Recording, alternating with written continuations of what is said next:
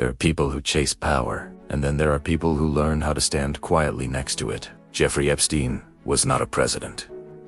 He was not a billionaire tech founder. He wasn't even publicly famous for most of his life. And yet, world leaders, royalty, billionaires, politicians, and powerful businessmen walked into his world willingly. How does a former school teacher build connections with the most powerful individuals on Earth? And what exactly happened behind those closed doors? If you haven't watched part 1, go back now.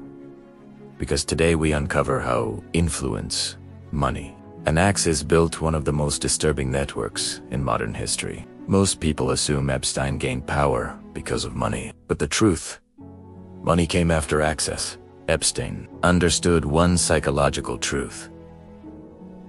Powerful people crave privacy. They crave exclusive environments where rules feel different, and Epstein created exactly that. Private jets, private dinners, private islands, private connections. He positioned himself as a gatekeeper, not just wealthy, but someone who could introduce one powerful person to another. And in elite circles, introductions are currency. Epstein carefully built an image. He surrounded himself with scientists, academics, philanthropic conversations, high-level networking events. He spoke about intelligence, finance, and global issues. He didn't act like a criminal. He acted like a facilitator, someone who could connect politicians, royalty, tech innovators, and financial elites. People began seeing him as a network builder, a mysterious financier, a man who knew everyone, and slowly, doors opened. Over time, Epstein became associated with many high-profile individuals.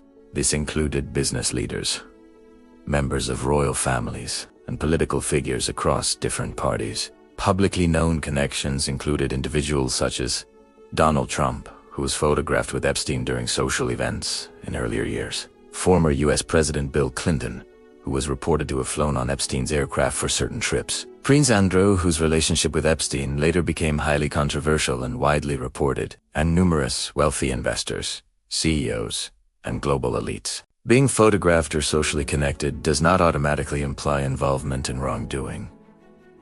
But what made Epstein unique was how many powerful circles he managed to enter. And that raises the question, how did he do it? Epstein used psychological strategies used by elite networkers: exclusivity, invitation-only events, private environments where powerful people felt safe, status signaling. He presented himself as someone already trusted by influential figures, and humans naturally trust people who appear trusted by others. Information control. He listened more than he spoke. He learned secrets, preferences, personal weaknesses, and slowly became someone people relied on. Then came little St. James Epstein's private island. To the outside world, luxury, privacy, elite gatherings, two investigators and accusers. Something far darker. Allegations emerged that the island was used for illegal activities involving minors, children, that they were sexually abused. Serious criminal accusations followed. Court documents and investigations described a disturbing pattern of exploitation and trafficking. These allegations, and later legal actions, transform Epstein's image from mysterious into one of the most controversial figures in modern history. Power attracts power. But Epstein didn't chase powerful people randomly. He targeted environments where influence already existed. Charity events, political fundraisers, elite social circles, and he offered something irresistible: privacy, connections, and access to exclusive experiences. In elite environments, reputation spreads quickly. Once a few high-status individuals were seen with him, others followed.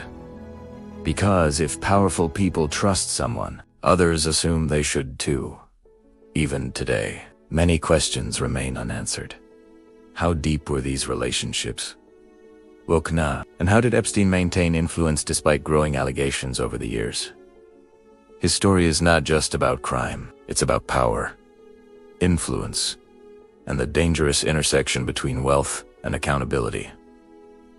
In the next part, we go deeper into investigations, legal battles, and the shocking events that ended with Epstein's death inside a prison cell, a moment that sparked global conspiracy theories. Subscribe and step deeper into the Epstein files.